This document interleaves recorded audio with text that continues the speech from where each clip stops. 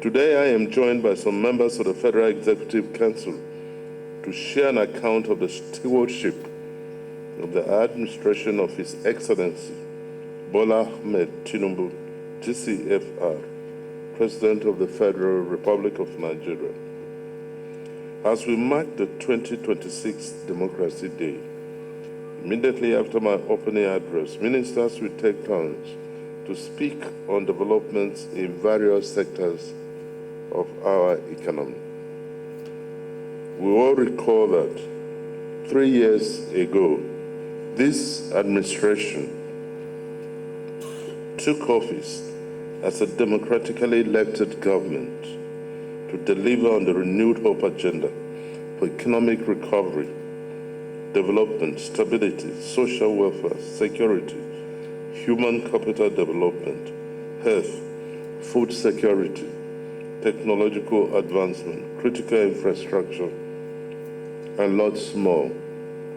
This press conference is therefore an accountability process being executed in the course of a week specially dedicated to democracy in Nigeria. June 12 is not merely a date on our calendar. It is a reminder that democracy carries both memory and mandate. It is memory because we honor the sacrifice that secured the people's voice. And it is mandate because every democratic government must justify public trust through tangible improvement in the lives of the citizenry. Let me begin by congratulating Nigerians for experiencing 27 uninterrupted years of democracy, one of the very few in our continent. Your resilience and determination have made this achievement possible. You have remained patriotic and loyal even in the face of challenges that are preparatory for a new dawn. The message from government today is straightforward. This administration wishes to let all recognize the fact that Nigeria is a huge, viable project, and it is work in progress. The government, though with all hands on deck, would never claim that every challenge has been solved. In fact, no government ever solves every challenge. While we pursue various reforms diligently, with purpose and with compassion, government recognizes that inflation has been painful, although it is on a downward trend. Government is similarly conscious of the fact that insecurity still threatens lives and livelihoods, and that the effects of reform do not land evenly or yield desired results immediately. The President shares in and feels your pains, and his efforts are already bearing results in reducing these pains. Evidence also shows that the country is moving in the right direction, from fragility towards firmer footing, from stopgap actions towards system reform, and from scattered intervention towards a more connected program of delivery. The relevant ministries, indeed ministers at this event, will shed more light on all of this in a robust manner very shortly. I can, however, affirm the available statistics, the signals, the evidence that market activity and productive exchange are responding very well to reforms. On the economy, the available statistical information shows improvement in output, investment and trade. The GDP growth has remained in a positive territory over the last 2 quarters. The National Bureau of Statistics reports that real GDP grew by 4.07% in the fourth quarter of 2025 and by 3.89% in the first quarter of 2026. On fiscal reforms, this government has been deliberate about introducing rules and systems that ensure certainty and accountability. It will be recalled that Mr. President signed 4 major tax reform laws in June 2025. The fiscal reforms are designed to simplify compliance, improve fairness, and strengthen domestic revenue mobilization. On social protection, government has sought to cushion the effects of reforms while preserving dignity and productive efforts. The Renewed Hope Conditional Cash Transfer Program, for example, was launched with a target of 15 million households. By August 2025, records show that over 3 million vulnerable households had benefited. Successes have also been recorded under the Presidential Conditional Grant Scheme and the Credit Corps, which has been close to over 1 million beneficiaries across the 774 local governments since 2025. Similarly, the Nigerian Consumer Credit Corporation credit card code has been accessed by over 200,000 Nigerians in 2025.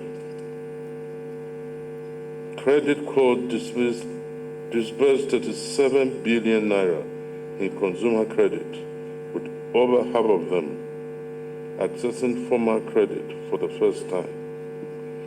The health of Nigerians has remained top priority for this administration.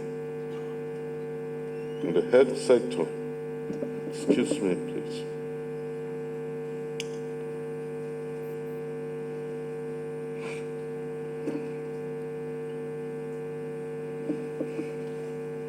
In the health sector, the National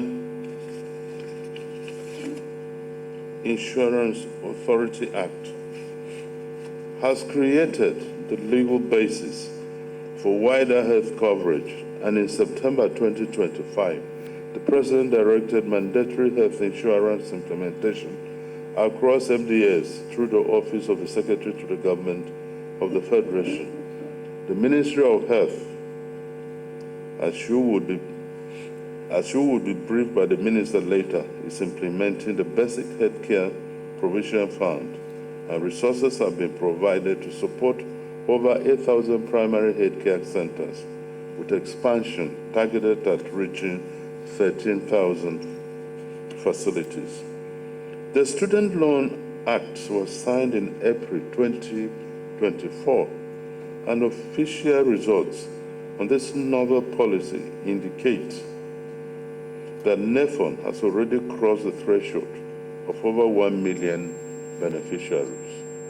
Its public impact analysis shows that over 1 million students have been supported, while more than 184 billion in loans and upkeep has been disbursed. Anti-corruption institutions have continued to recover assets and prosecute cases. The EFCC and ICPC have also continued to recover proceeds of crimes. As a matter of fact, the EFCC boosted the net fund with over 50 billion naira from recovered funds. As a result of the determination of government to implement legal, regulatory, and institutional reforms in anti-money laundering and counter-terrorism financing, Nigeria was officially removed from the FATF grade list in October 2025.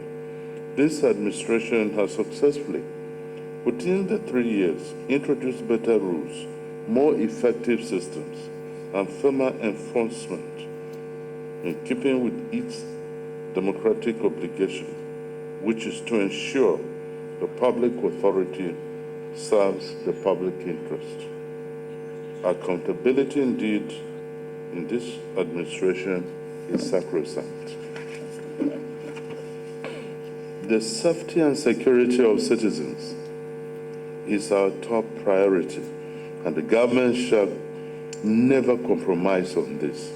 We continue to confront internal security challenges, and the good news is that we are succeeding.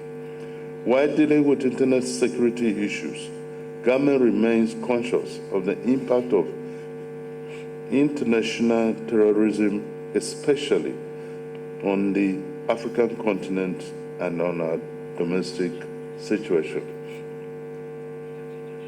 The administration continues to deploy resources to boost the capacity and capability of our armed forces and other security agencies.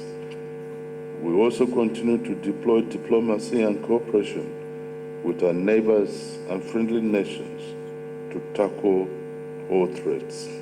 Our manning levels have also been increasing to enable us to engage the cowardly and dastardly bandits on all fronts. We commend members of the armed forces and other security agencies for their commitment and sacrifices.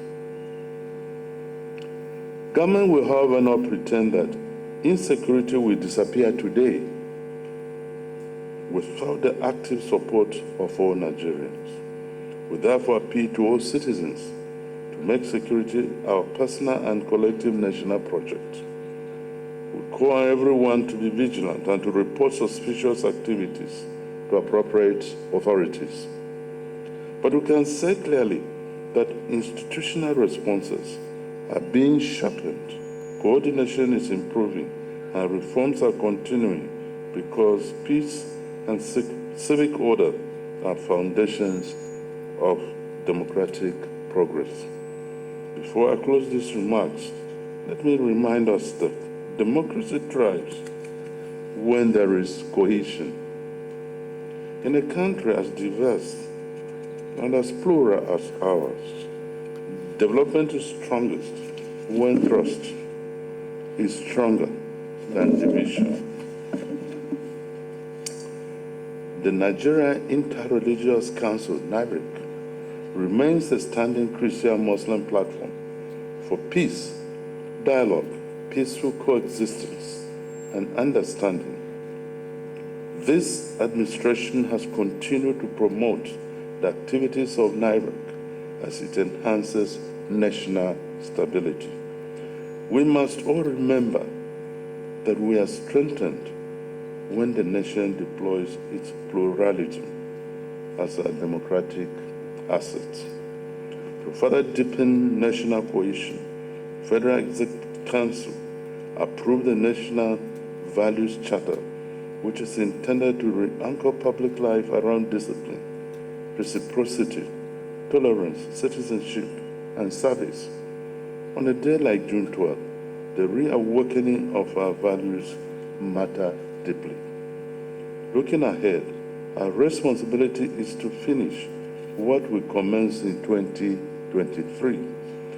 And as we go into the cycle for 2027 general elections, seeking a revalidation of our mandate, we shall scale what is working.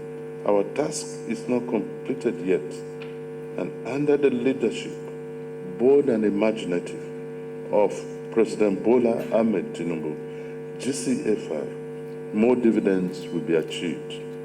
In conclusion, the commemoration of June 12 is an activity of accountability and interrogation of performance on the current mandate.